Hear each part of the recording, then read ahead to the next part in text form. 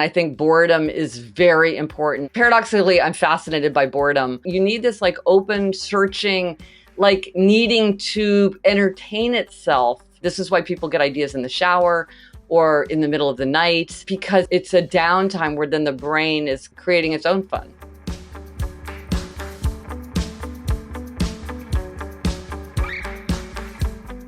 Hey everyone, what if I told you that you could reduce anxiety, enhance energy, and boost your mood without spending a single cent?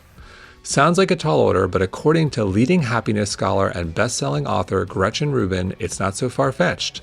All it takes is tapping into your 5 senses. Understanding the ways you see, hear, feel, smell, and taste can help ground you in your surroundings and enhance the way you move in the world. In her latest must-read, Life in the 5 Senses, Gretchen even argues that the 5 senses provide a path to a happier, more mindful life. Now, I'm not saying you should throw out all the professional mental health tools you may have in your toolkit, but taking the time to tap into your environment can help you become way more mindful. In this episode, Gretchen will give you actionable tips to connect to your awareness, which ultimately helps you strengthen your mental health, creativity, and energy. Without further ado, let's get to it. Good to see you. Welcome back. I'm so happy to be talking to you. So you're a prolific author, and I remember that when we had you on the show last time, you teased this book. And so why a book on the senses? Well, I had an experience that showed me that I had been overlooking the importance of the 5 senses. I had a bad case of pink eye, so I went to the eye doctor, and very casually he said to me, well, you're more at risk of losing your vision because you're so severely nearsighted. You could get a detached retina. And I just did not know that. And so and he told it to me, and I have a friend who had just lost some of his vision to a detached retina. So I walked out onto the street and I thought, wow, I'm thinking that this is so precious to me, looking at everything around me. And yet I didn't notice one thing on my way over here. I was so stuck in my head. I'm not paying attention to anything. And all of a sudden it was like every knob in my brain got jammed up to the max, and I could see everything, hear everything, smell everything, and smelling New York City. And for my whole walk home from the eye doctor, it was just pouring in on me. But this is happening all the time, right? I just wasn't paying attention. So I realized that was the piece that I was missing in my thinking about happiness, is that I wasn't paying any attention to the role of my 5 senses. And I became just completely engrossed with trying to understand the 5 senses and how we can harness the 5 senses to make our lives happier and healthier. And so in the book, you go into great detail, obviously, but the 5 senses you go through in the book: seeing, hearing, smelling, tasting, and touching. Before you kind of walk us through each one of them, I'm curious why that order. Well, scientists they would even say we don't have 5, we have 33 or we have 35. So the first question is, why 5? But you could call those 5 the Aristotelian senses or the kindergarten senses. These are the ones that we're very consciously aware of. The other ones tend to work in the background. We're very aware of them if something goes wrong, but we don't pay much attention to them when they're working as they should. So it's like breathing, or like your heart beating.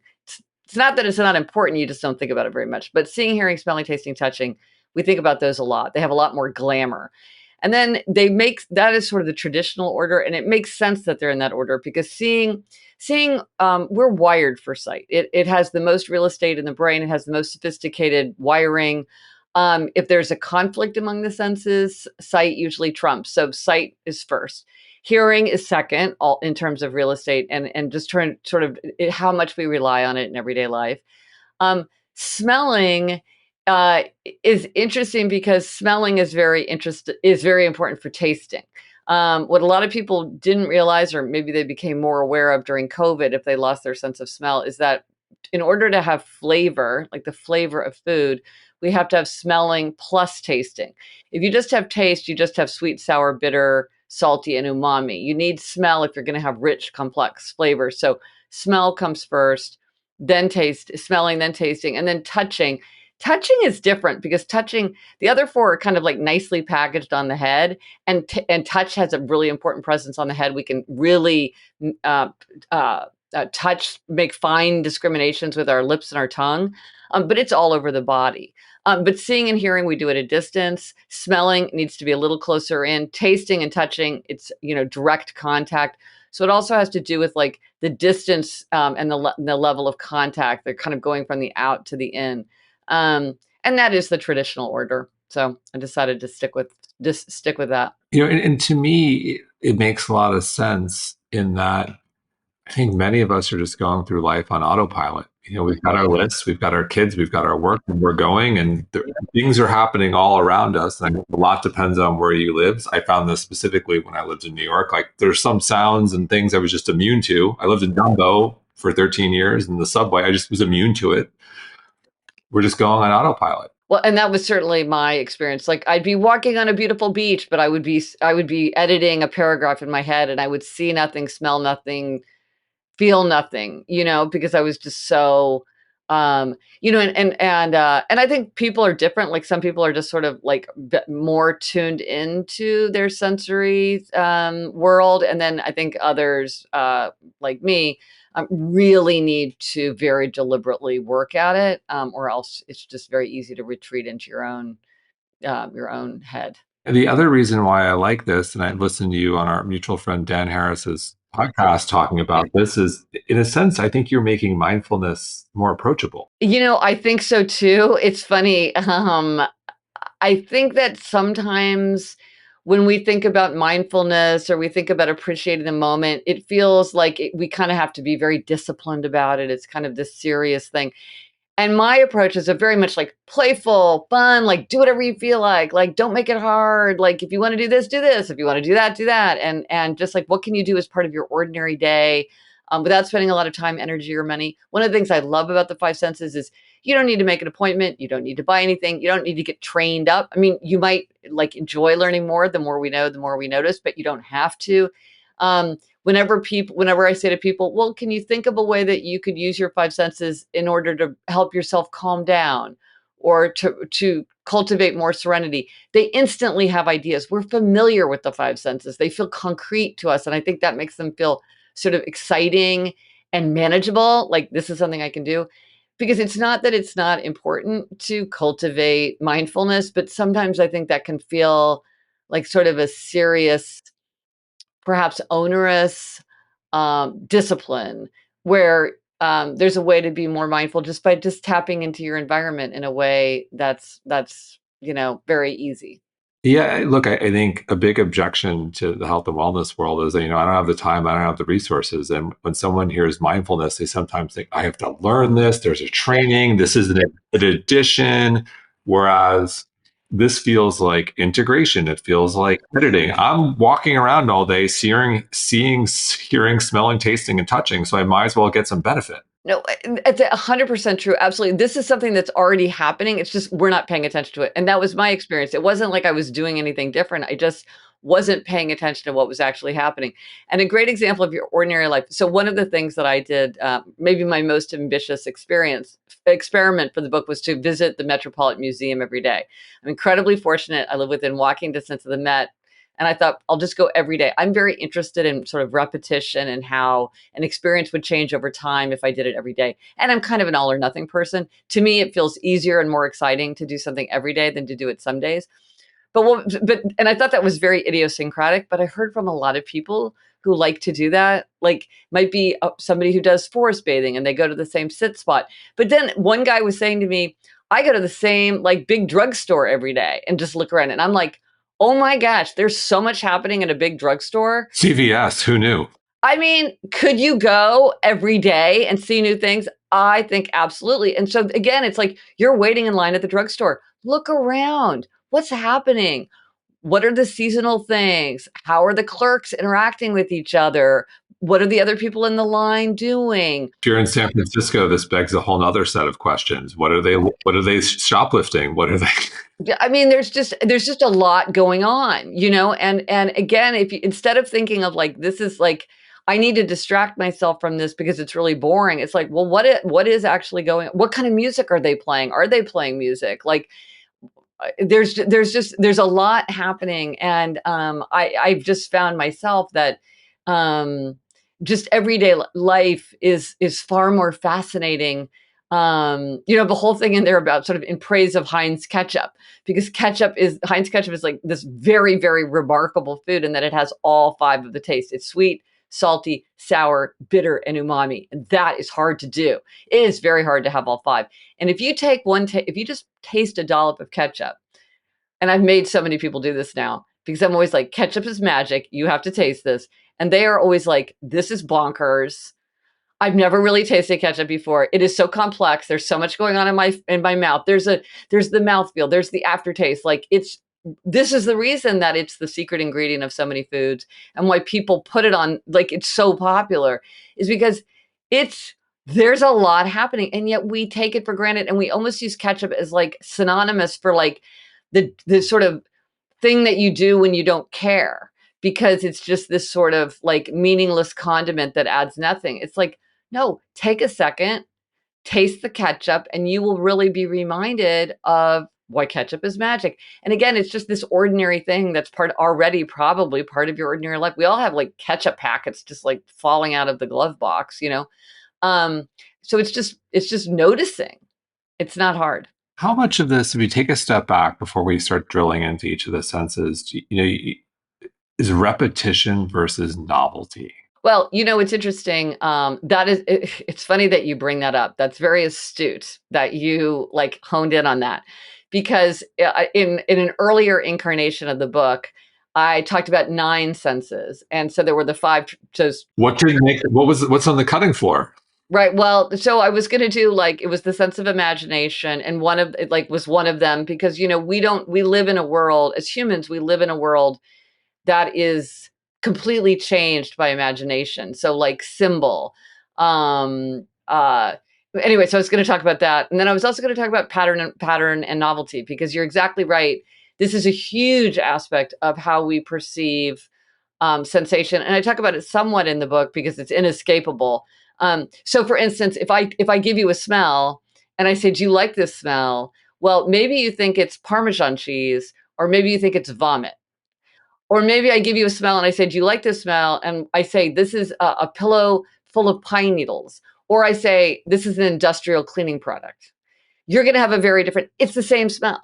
So your expectation, you're very ecologically minded, and this is a cup of coffee that is made with all the highest, most cutting edge, ecologically friendly principles.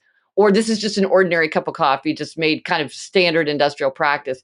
You will actually think that the first cup of coffee tastes better. This bottle of wine costs $300. You will actually think it tastes better, and the pleasure centers in your brain will light up more. So expectation and imagination, pattern recognition, this is all crucial to how we perceive things. And with novelty and repetition, this is where you see a huge, I think, variety in how people experience. In general, there's a tension. The brain is attracted to novelty. We're always interested in new things. This is what drives fashion and music and art. And we tend to enjoy things more when they're new. On the other hand, repetition, familiarity is easier for the brain to process. So as things become more familiar, we tend to like them more. So there's this constant tension. So you just think about something like music. At first, you're like, what is that? And then you're like, ooh, I like it. Then you're like, oh my gosh, it's amazing. And then you get sick of it. How do we optimize there so we can enjoy the song for as long as humanly possible without ruining it for ourselves? Well, see, I think this is where there is no one size fits all rule, because I think people are very different in how they think about novelty and repetition, because I have a very, very high tolerance of repetition. I love to repeat. I will constantly my sister Elizabeth is my co-host of the Happier with Gretchen Rubin podcast, and Elizabeth will never reread a book, and she never will watch a television show again. Whereas I'm having a summer of rereading. I'm rereading books this summer. I love to reread. I will often watch. It's very hard for me sometimes. Like I want to watch Mad Men again so much that it's hard for me to make myself watch Better Call Saul, even though I love Better Call Saul and it's new. I'm like, but I'd like to watch Mad Men again. I like it better the second time. So I love repetition. But then some people, or like going to the Met every day. To me, it's richer and richer and richer every time. I'm like, I'm going to go to the Met every day for the rest of my life. That year is long over. I still go every day. But some people are like, There's so much variety in the world. Why would you limit yourself to repeating an experience? So I think people have they have a very different level of interest. And so I don't think it's like, how do we optimize it? It's like, how do you optimize it? Where do you find that sweet spot between I want to do something new and enjoy all the benefits of novelty? And research shows that people who do new things are happier, even something as simple as trying new restaurants. So that's absolutely true, even for someone like me who loves repetition and familiarity. But on the other hand, I think that the benefits of familiarity are sometimes overlooked, because you will experience something in a different way if you experience it over and over. So I don't think that there's an easy answer. And it's even sense to sense. Like music is an unusual art form in that it really withstands repetition well. Many people will listen to the same album over and over that would not reread the same book over and over. But there does become a point where you wear out a song. We've all done it where you're like, okay, I can't listen to that for 10 more years. I need to let a lot of time go by. But it's different for everyone. Well, if you think about it, we've all had moments where we're, stuck, personally or professionally, and invariably the cliche comes up, maybe you need to change the scenery. Yeah. I never thought of that. You're so right. Yes. Yes. That's such a I never yeah, these metaphors are so embedded that it's hard to even notice them. Yeah.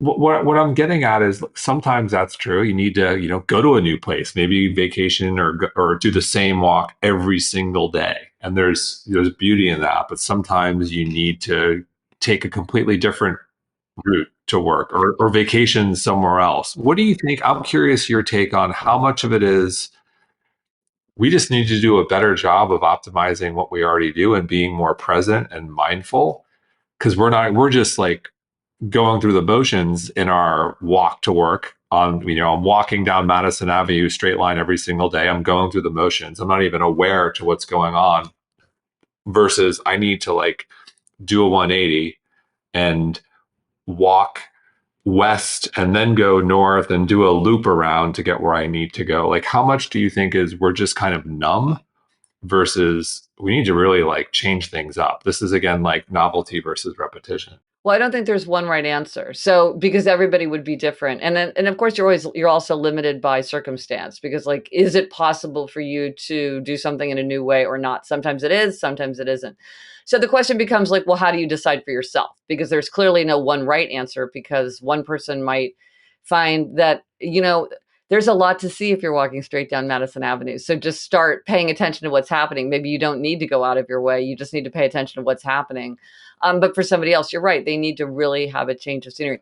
This comes up a lot. I wrote a book called Better Than Before about habit change, and a similar tension comes up there, because some people will argue, if you want to change a habit, it's much, much better to make small incremental change. That's the best way. That's the right way. That's the most effective way. But I know from studying habits, that's not necessarily true.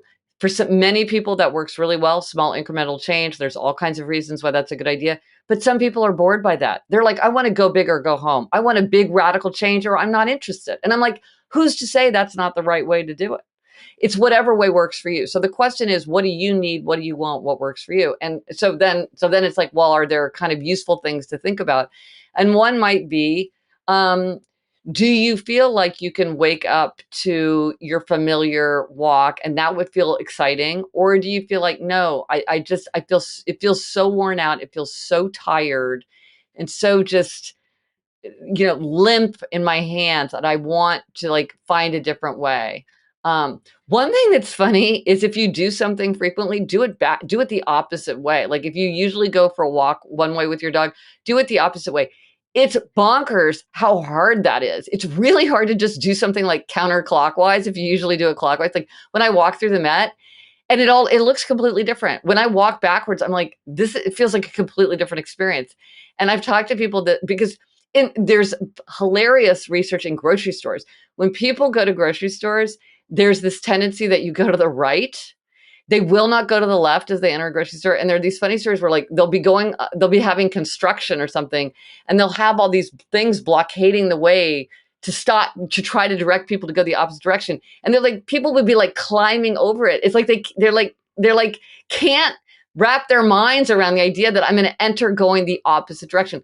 So there's a lot of ways that you could, if you real, but this goes back to the idea of mindfulness. The first thing is to be like, I need to do this. I need to wake myself up.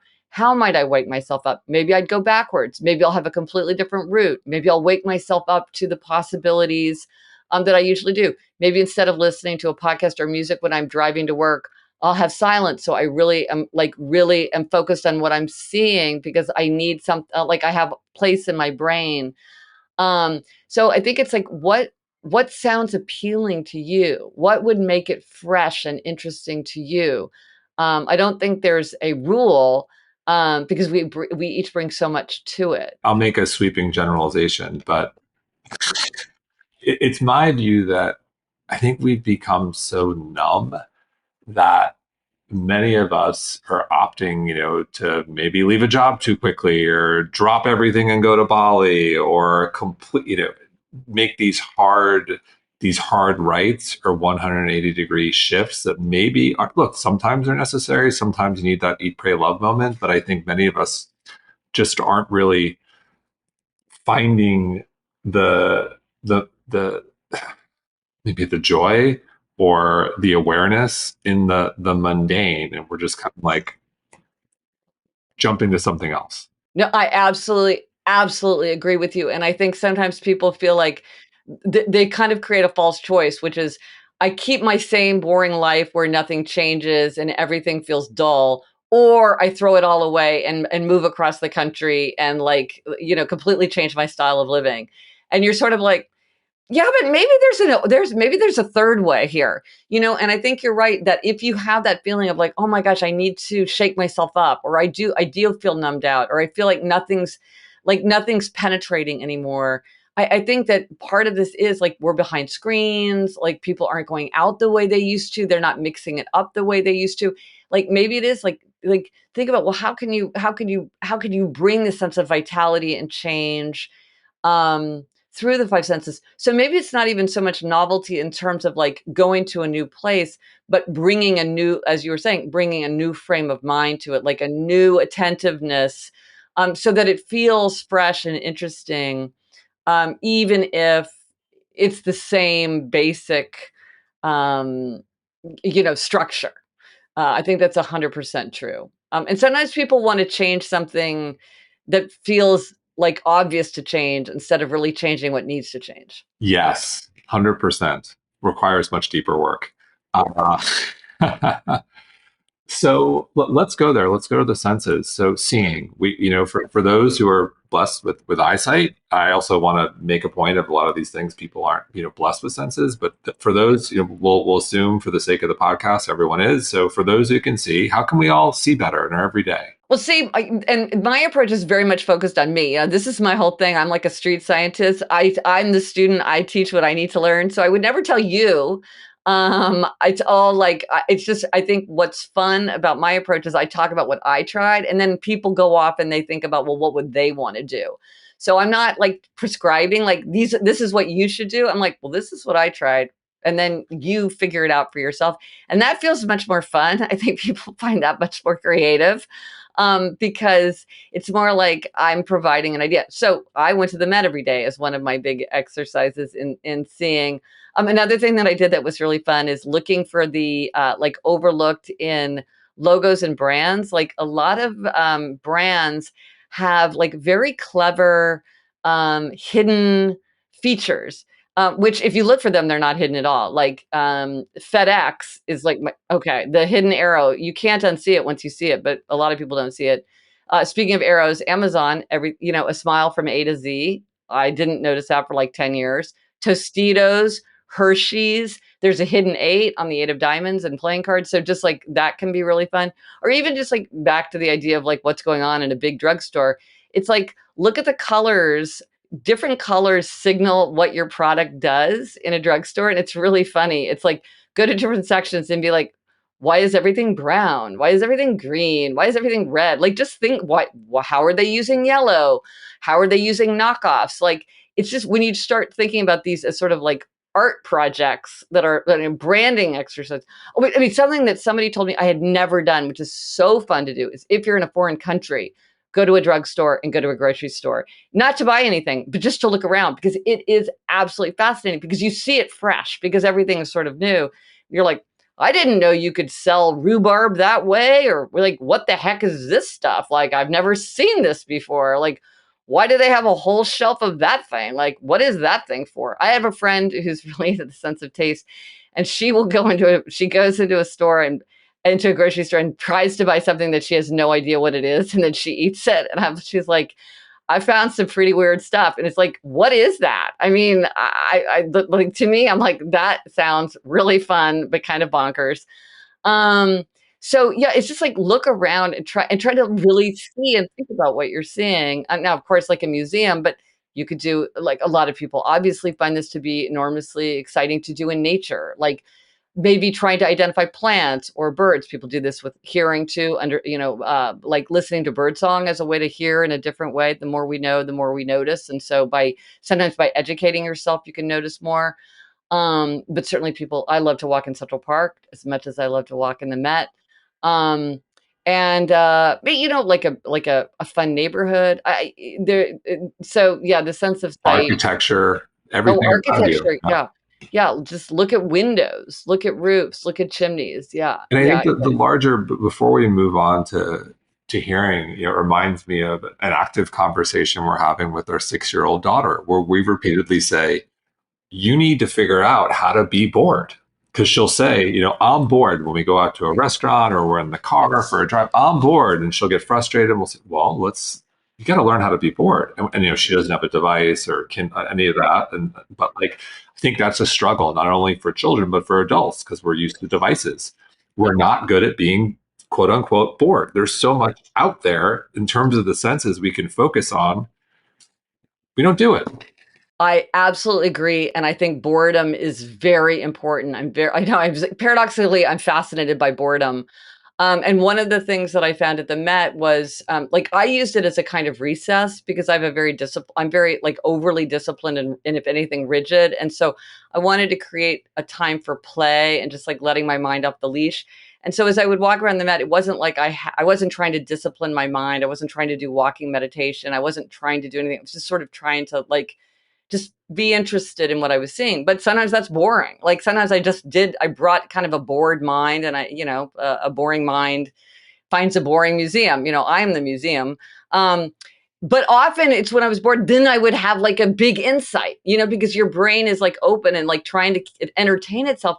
And that's when I would have a big insight.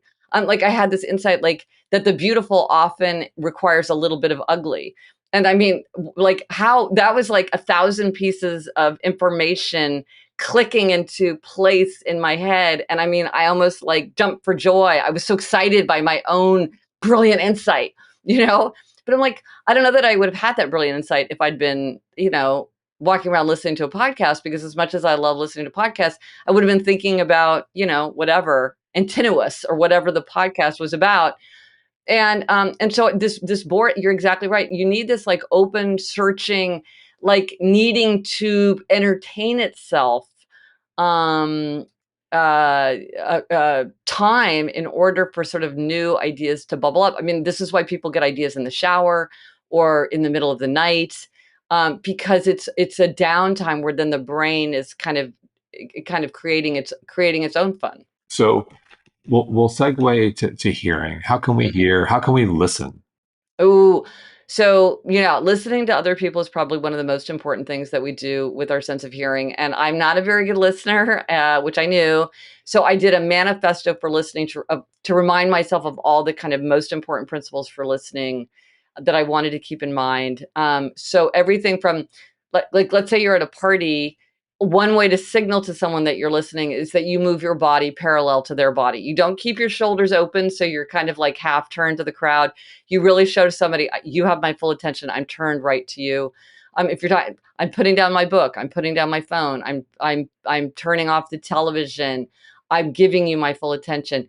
Research is starting to show that, like, even the presence of a phone, even a phone that's face down, is distracting to people in a conversation. It makes them feel like you've got one foot out. And so hiding your phone is a way to show that someone has your full attention.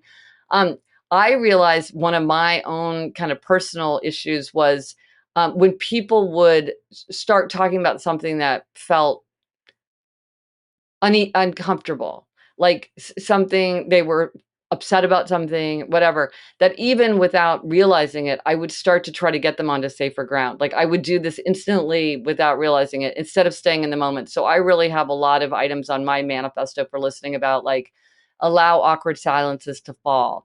Don't have an answer, just paraphrase. Do I understand you? Just say I'm sorry. Don't try to solve.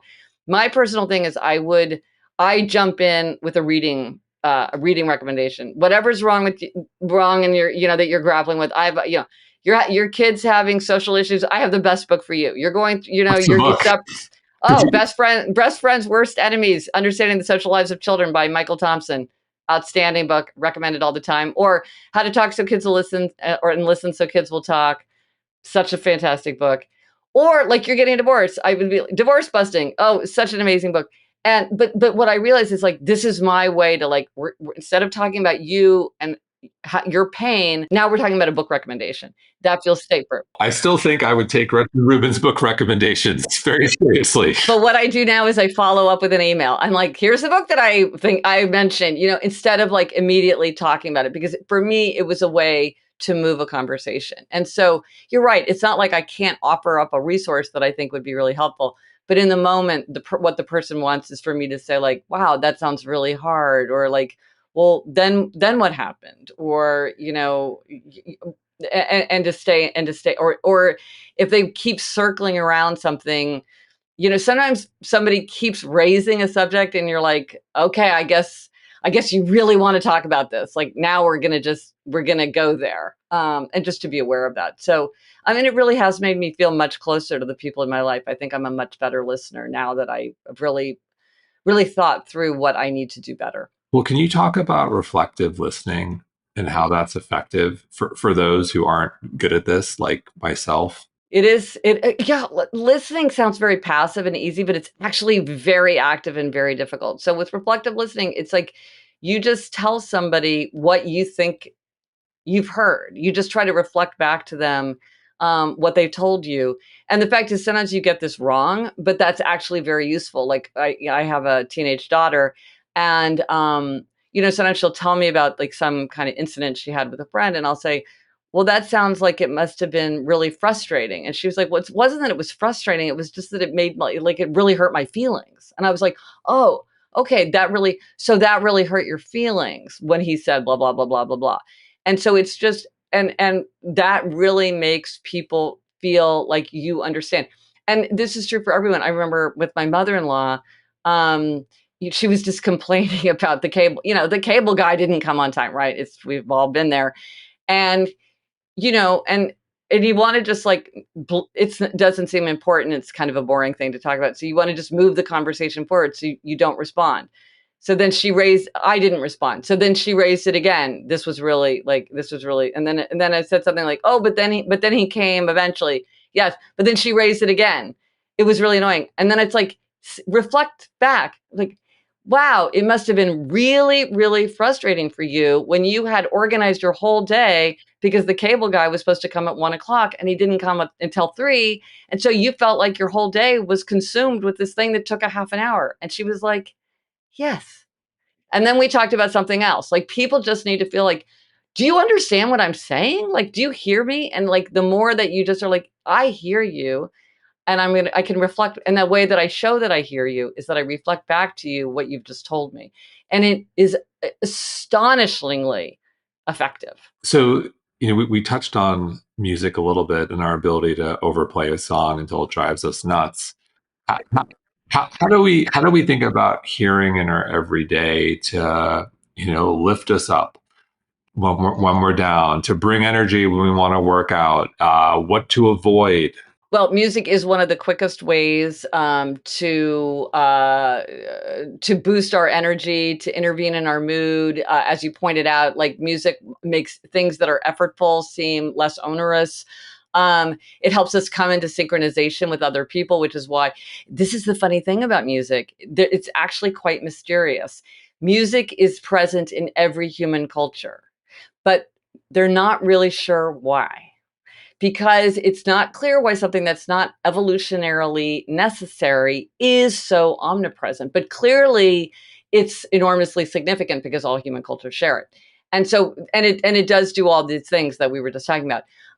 So it's very, very powerful. It's something to really think about. Like if you want to lift your spirits, if you want to boost your energy, if you want to put yourself in a contemplative mood, if you need to synchronize with other people because you're like doing some kind of work that where you want to do it, it's a great way.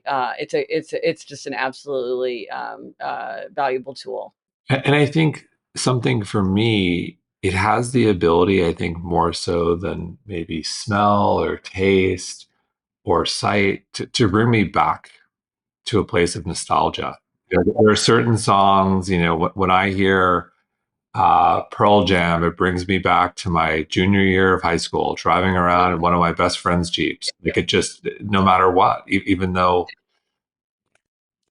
and I think I can't escape that, even if I wanted to. Why is that? I think that that's one of the big powers of the five senses is to evoke the past. And this was really important to me because I don't feel like I'm that in touch with my own past experience. And so anything that helps me to evoke memories is really valuable to me. And you're absolutely right. I think all five senses really we can really use them to evoke memories and to share memories because then you can reminisce with other people. You could be like, oh, let's talk about what were the songs that we listened to this. There's a really fun website called the Nostalgia Machine, and you enter into a city. I mean, not a city, a year, and it will show you you can click on all the different songs, and it will play a music video or whatever, and a clip of the song, and so you could just like go, hit through, your senior year of college, your freshman year of high school, whatever it is. It's super fun. And it's a nostalgia machine because hearing that music just brings it all back. There's songs that you forgot that you remembered and you know every single word. So yeah, absolutely. I think this is a superpower of all five senses. The taste of your childhood, what you ate for breakfast in college, your drink of college. And then what drinks I avoid because of college. Exactly. We've all got them. The different, the wallpaper, which is sight, and this all the senses have so much power to evoke memories, and then we can share those memories with other people, and that's a great way to engage about the past through the senses. And so segueing to the next two, I think there's an interplay and their cousins, smell and taste. Can you talk about the interplay there? Yeah, well, so with smell, we need to have smell if we're going to have flavor, because otherwise taste is just the basic, sweet, salty, sour, bitter, and umami. And a very easy way to taste this is if you have something like a jelly bean, something that has a very complex flavor like that, plug your nose, pop the jelly bean into your mouth, and you'll taste like a hit of sweet. It will taste very, very sweet, but it'll taste kind of just like plain sweet. And then if you unplug your nose, if you've got something like a Jelly Belly, you'll get like very complex cherry or bubblegum or root beer or whatever flavor it is. And so you realize like we actually smell with our noses. And so, and you realize, and I think sadly, a lot of people experienced this during COVID because they would think that it was their sense of taste that had been affected, whereas in fact it was actually their sense of smell that was affected. But because they had lost their sense of smell, it was affecting their sense of taste. Traditionally in the West, the sense of smell has been kind of seen as sort of a bonus sense or kind of like nice to have it, but who really needs it? But because of COVID, I think people are much more aware now of like the extremely important role that smell plays in our lives, what like its contribution to our sense of vitality and engagement with other people.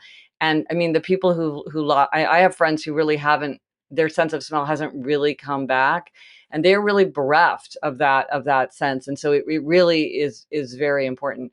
I am very attuned to the sense of smell. I went into writing Life in Five Senses really appreciating my sense of smell. But it's interesting. I have a quiz. It's super fun quiz at gretchenrubin.com/quiz if people want to take it. And it tells you what's your neglected sense. And this will tell you the sense that you neglect. And this is good to know because it's your low hanging fruit. Because if you don't tap into it, this is a great place to find adventure or novelty, as we were talking about, or to engage with other people, to turn to it for pleasure or comfort, because with an appreciated sense, you're already doing all that stuff. with the ones that you neglect, you have a lot of opportunity. So for me, my most neglected sense was taste. So I had all these things to do with taste, but with smell, I was already very like appreciating my sense of smell. I have all kinds of smell collections and all kinds of things with smell.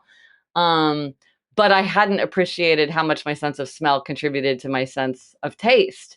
So for me, those two work together. One of my most appreciated and my most neglected. Interesting. We'll definitely link to that in the show notes. As we think about smell and taste and the interplay, you mentioned ketchup, jelly beans, obviously not healthy foods. And, as I think about, nutrition and how people can get healthier, I think of big food, and they're masters at manipulating here. The great Mark Schatzker wrote a fantastic book about this. We don't have a chance. And what I'm particularly interested in, I'm curious if you have a view here, is knowing that there are going to be, heavily processed foods that are going to taste amazing, and they're going to hit every sense and just hit us. Knowing that, how can we manipulate or not manipulate? How can we take that into consideration and give ourselves a fighting chance so that we start to enjoy, maybe broccoli or an apple or whatever it might be? And because I think we also, this idea of becoming numb, I think when we're having that like amazingly delicious ultra processed food that just hijacks the senses, it's hard for us to maybe have a amazing luscious tomato in the summer that is ripe with flavor. Like we can't even process it. It's lost on us. Well, I'll tell you what I did, and it's not something that would work for everyone. So I'm not saying that. Again, I teach. I'm this student here, and so research is research. This is what I did. I quit sugar. I have an extremely strong sweet tooth. I have a lot nothing's too sweet for me. I have a really strong sweet tooth, and I just found it really boring. To just be constantly being kind of nagged by this sweet tooth and kind of trying to manage it. And 12 years ago, I was on vacation. I read a book called Why We Get Fat by Gary Taubes because I was very interested in insulin. My sister Elizabeth is a type 1 diabetic. So at that time, I was really trying to learn more about insulin, and that's a book about insulin. So I read it, and it just convinced me like I should just quit eating sugar. And I gave up basically all carbs. So I don't eat grain, rice, starchy vegetables, most fruits. Like everybody needs a hobby, and my hobby is I don't really eat carbs. I eat green leafy vegetables and nuts, and other than that, I don't really eat any carbs. And I don't eat sweet things. And here is the thing that I just will say to people, this is something that happens. And writing Life in Five Senses revealed to me something that had always puzzled me in terms of giving up, quitting sugar. Now, I will say that for me, taste is my most neglected sense. So I think it was probably easier for me than it would be for other people because I just didn't care as much. So 100% that's true. And I'm also an all or nothing person. Like I want to go to the Met every day because I'm kind of an all or nothing person. So I bring that to it. But I decided that I would quit eating sugar. I did it overnight. And here's the thing that people would say to me that puzzled me. They would say, but Gretchen, as you go through the day, you're surrounded by food cues. You go on social media, luscious desserts. You walk down the street, rows of delicious pastries. You're in an airport and they're wafting the Auntie Anne's pretzels and the chocolate chip cookies. And how can you resist it? And I was like, how do I resist it? Because I don't feel like I'm resisting it. It doesn't feel like a big deal. I'm like, I don't know. Like, but yeah, I mean, I smell the Auntie Anne's just like anybody else. And I mean, but what's going on? Well, writing Life in Five Senses showed me what's going on. My brain is not your brain. My brain is like, what does Gretchen need to know? What is Gretchen interested in? It's not an objective reporter. It's editing constantly. It's moving certain things to the foreground and moving other things to the background. My brain is like, Gretchen doesn't eat that stuff. Gretchen doesn't need to know about that stuff. That's not useful information for Gretchen. And it all fades to the back. So I don't eat that stuff. Like I eat ketchup. I mean, I would have a dollop of it as like a science experiment, but I would never eat ketchup in my everyday life because I quit sugar. But so all those cues go away. And so sometimes when people are like, and again, this is something that I write about in my book, Better Than Before, which is about abstainers versus moderators. Abstainers are people who find it easier to be all or nothing, to give up something altogether, because there's kind of like, I have none or I have 10. I have no Thin Mint cookies or I have 10 Thin Mint cookies. And then moderators are people where they're like, they get kind of overwhelmed if they're told they can never have something. So they like a little bit. They like it sometimes. They like one square of fine chocolate every day, and I keep it in my desk, and I just have the one square. I'm like, I can't have one square. I can have no squares, or I can have the whole chocolate bar. But just to have one square, I'm going to be thinking about it all day long. It's easier for me to have none. And again, it's like, I'm not saying everybody's an abstainer. Absolutely not everybody's an abstainer. But it's something that you can do. And when people think about being an abstainer, I think they think, oh, but if I tried to do that, I would be so overwhelmed all the time. And I'm like, no, because pretty soon your brain is like, yeah, you walk into a store and there's a bowl of candy that you could have, you could take a couple candies for free, but you don't eat those candies. So you're not even going to notice that bowl. Whereas somebody who's like really looking for the candy, that like their eyesight is going to go right there because that's important information for them. So their brain is spotlighting that. Whereas for somebody else, it's not as, you're not as bothered by all those. A bliss point doesn't matter to me because I don't have that bliss point. So I don't need to think about it, and I don't need to deal with it. And again, I'm not saying this is for everybody. This is not what everybody would want, but this is what works for me. And I remind people that it's like, it's something to try if something else isn't working for you. I kind of love it. And hearing you speak, it makes me think that maybe one of our biggest issues in health and wellness is we don't we're not fully aware if or self-identify as I'm a moderator or an abstainer. And I think when you don't know which bucket you fall in, that's when you run into serious issues. Well, and I'll tell you what, nutritionists are almost always moderators. And they will say things, and they believe it because it's true for them. You don't demonize one food. Don't say all or nothing. Moderation is pleasant to the wise. Follow the 80-20 rule. And I've heard from so many people that were like, I didn't know I could just give it up altogether until you said like that worked for you. And like, that's so much easier. And people say, but it's so hard to give up something. And I'm like, no, it's easier. It's too hard for me to eat moderately. I can't do that, but give it up altogether. I can do that. I think a lot of people know, and anecdotally, I know a lot of people, for example, people have overcome addiction.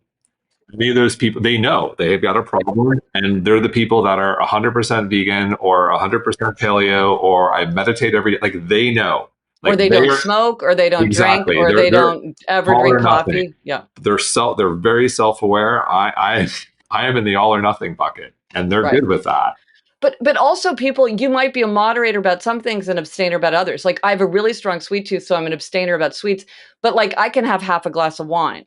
And a friend of mine is like, I can have no wine or I can have 4 glasses of wine. I've never had a half a glass of wine in my life. But to me, it's like I can be moderate about that because that's not my thing. So even one person can be, it's not, you can be a mix depending on like, maybe your thing is like crunchy, salty. And you're like, I can't have one potato chip, but I can have one Oreo.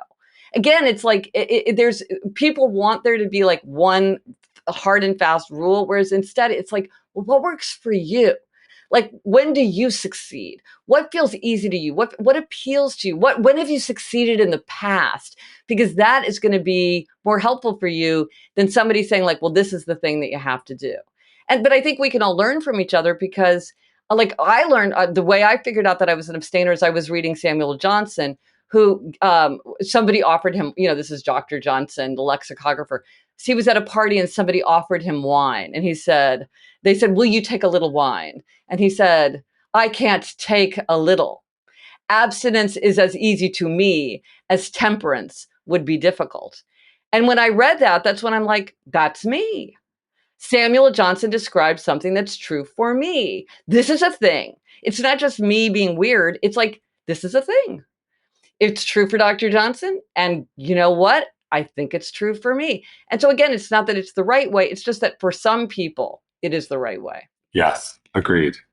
So touch. I think this is one that we don't talk enough about in terms of healing powers of touch, in terms of anxiety, touch. Take us through touch. I think there should be a lot more scientific research into this. This is a place where I was very, very surprised that there was not more exploration of the importance of the sense of touch. We have a whole system in the body that is just for to pick up on social touch. You're exactly right. It's an ancient. It's been throughout the ages. It's been associated with comfort and healing.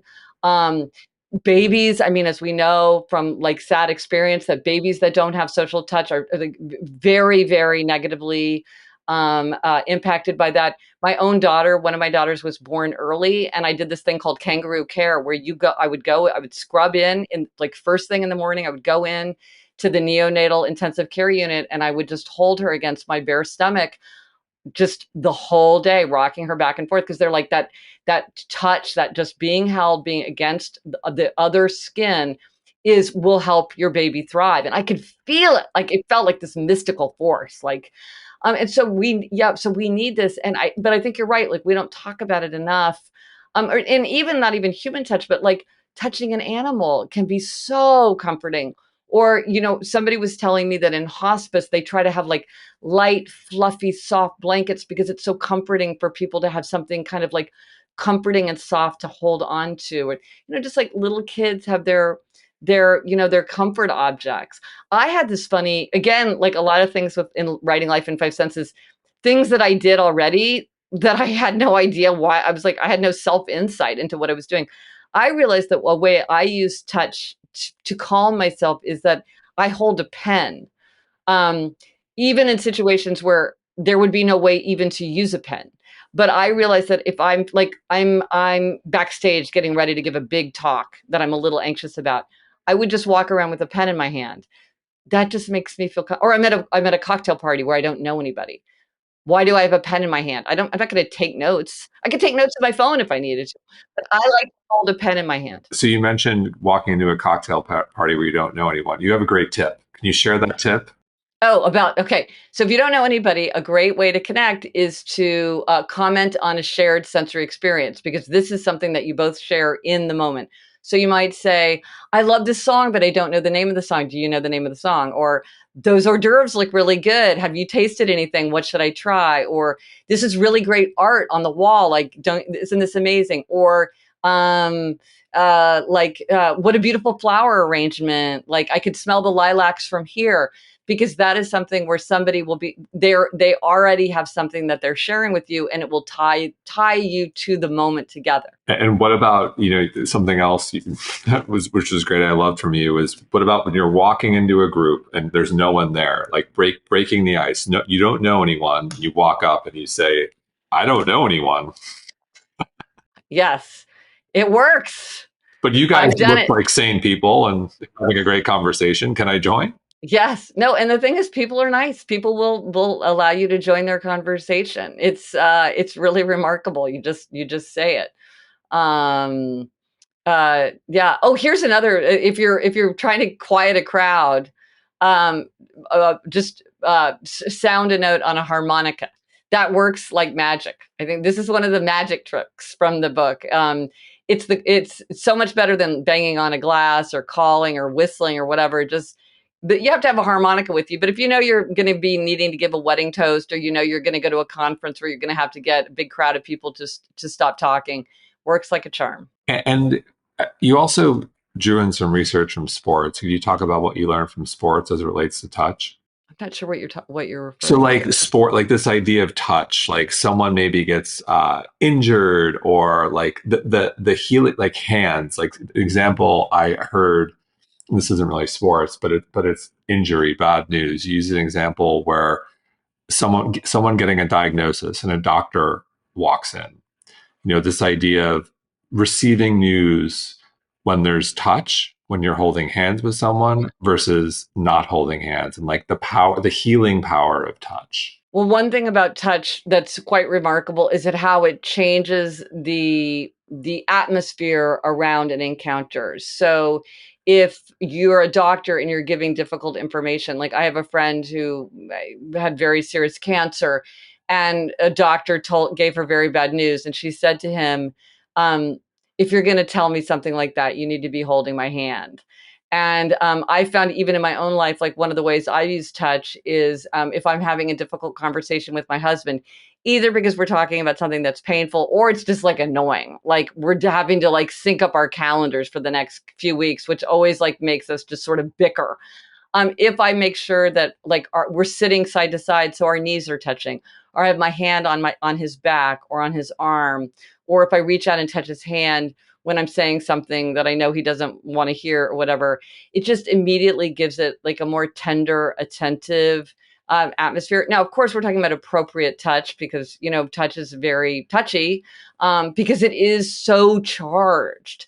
When it goes wrong, it can go so wrong, but when used properly, is so powerful. It reminds me back, God, I had to go back 10 years when I would go to yoga all the time in New York City, in Shavasana, people would be lying down and teacher would come by and give Shavasana, like a little bit of like that neck rub. And for some people who are going through stuff, they would just have these emotional, like cathartic moments where they were come to tears. It was all good. It was like cathartic, but really powerful. Yeah, no, it is. I mean, that's the thing about the senses, but there is something special about the sense of touch. And again, I'm very surprised that there hasn't been more research into how to use it, um, especially for pain relief. Because there is, and I wonder if a lot of practices, getting manicures, getting your hair cut, acupuncture, like there's just a lot of things where there's touching involved, and it's a way to like do it in a way that's socially appropriate. um Airport massage, I remember the first time I saw airport massage, I was like, this just seems so bonkers to me, and now I'm like, oh, I get it you know Well, this is something we mentioned this in our book, how, we're so accustomed to communicating, on the phone, texting. And when you're communicating a serious emotion, like something's wrong, a parent or a loved one responding, it's going to be okay via the phone, via text, is not even in the same ballpark as being next to that person and whispering in their ear, it's going to be okay, and giving a hug. Not even in the same ballpark. When you think of the context of the mental health epidemic and anxiety and like this idea, like not even in the same ballpark.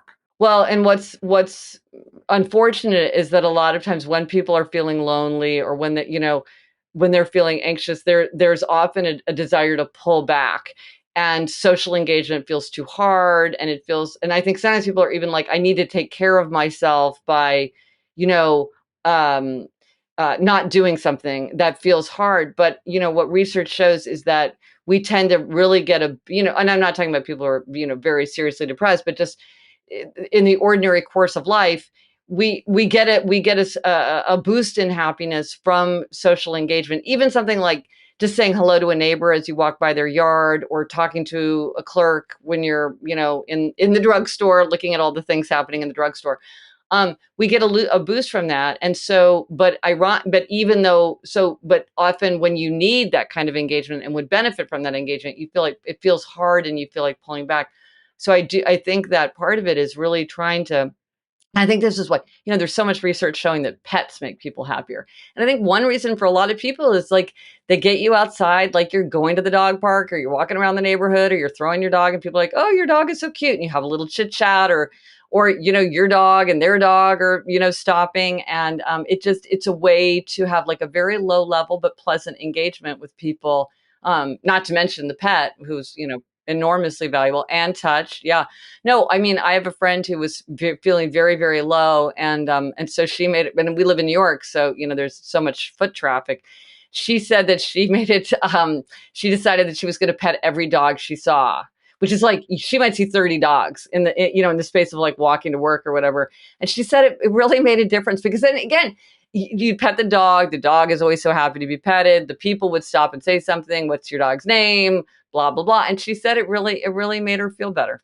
Fascinating. So, of all the, so much great research went into this book. Was there one particular study or experience that really stood out to you in this process?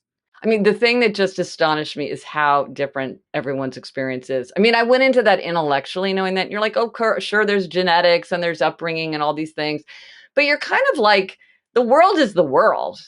The sounds of the world are the sounds, the smells, the sights. It's like, how different can it be? So different. I mean, you think of the dress, right? The famous dress from 2015. I cannot see it blue and black. And that is the color of the dress. I see white and gold. I cannot see it other than that. With sound, like I live in New York, so there's sirens all the time. And I remember I was doing an interview with somebody, and we were doing it, and then she stopped the recording and she said, "Well, let's wait." And I was like, "What are we waiting for?" And she said, "Because of the siren." My brain just didn't tell me that there are sirens, because I don't need to hear that. They happen all the time, and so they just fade out. She said, "Oh yeah, in Los Angeles, they don't hear the helicopters." But then with smell, you can't smell your home the way a guest smells it, because to you it's so familiar. Your nose doesn't give you that information, because the nose isn't telling you what's happening. The nose is telling you what you need to know, change. So if it smells the way it always smells, your brain doesn't tell you. So I walk in there and I'm like, oh my gosh, it smells like air freshener or cologne or dog or cat food or whatever. I might find it overwhelming. You can't smell it. You go away for a month, then you'll smell it. So it's just this idea that we all are, just back to the idea of the sugar. I don't, I don't really, when I say I don't notice it, I mean, I don't notice it. Where somebody else might say, oh, well, how can you not? It's like right in the middle of the room, or it's like sitting right in the middle. There's a plate of cookies sitting right in the middle of the table.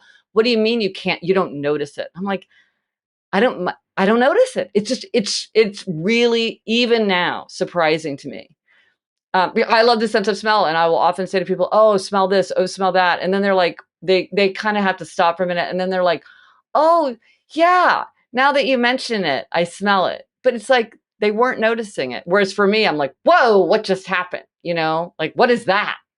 Because my brain is like, "Where's the smell?" Well, I think it also speaks to this idea, someone loses one sense and all the other senses are more in tune. Well, yeah, and sometimes people think that they're more heightened, and it's not that they're more heightened, it's that we become more, as you say, attuned to them and more skillful in using them. I mean, for instance, it turns out that echolocation is something that like most people can learn how to do. But if you have sight, you don't use echolocation, whereas people who don't have a sense of sight will often use echolocation. So it's something that we just don't tap into, even though it's something that we could take advantage of when it's used. Echolocation, I'm assuming, is using your ears to find location. Yeah, like how far away is the wall from my head? Where's the doorway? Things like that. Yeah. So, in closing, is there one thing that everyone should start doing today to become more attuned to their senses and help their you know help their overall health and well-being? Yes. So here is the wonderful thing about the five senses. Whatever it is that you feel that you need to be happier, healthier, more productive, more creative, you can harness the five senses. Even things that seem to point in the opposite directions. So if you feel like you need more calm in your life, you're stressed out, you need more serenity, you can think about how would you tap into your five senses. But maybe you feel listless and sluggish and you want to pump up and feel more energy. You could do that through your five senses. Maybe you want to connect with other people. Nothing is more important to our happiness than our sense of connection with other people. How could you do that through the five senses? Maybe, as we were talking about before, you want to evoke memories. You want to feel tied to your past. You can use the five senses for that. Maybe you need to sit down and focus and be productive. You can use the five senses for that. Maybe you need to like step out of the box and be more creative and like have, and have more time daydreaming or having creative breakthroughs. You can tap into the five senses for that. You might figure out your neglected sense so that you can like look for that low hanging fruit. Or maybe you want to like lean into your appreciated sense. This is something that you love. The more you know, the more you notice. Maybe you want more of that. But what I find is that whenever people are like, oh, I want this or I want that, and my aims for my happiness, if I say, well, how might you do that through the five senses? It doesn't take them long to think of ideas of things they want to try. And they usually are really excited about it. Like, it sounds fun. It's like, I've always wanted to do a sound bath. Why don't I get a friend and we'll go to a sound bath together? I'm like, you will love it. That is going to be, even if it's not fun, it will be fun because it's just interesting. And so I would say no matter what direction you are trying to go, because we all have our own aims within trying to be happier and healthier, you can probably think of some really fun, concrete, manageable ways to do it through the five senses. So I feel like it's added so much vitality, just in pure delight to my life. I hope that I can convey my enthusiasm to other people. Well, I think you have, and the book is amazing. Life in Five Senses. Definitely, I found it to be fascinating and encourage everyone to pick up a copy. Thank you so much, Gretchen. Thank you. I so enjoyed our conversation.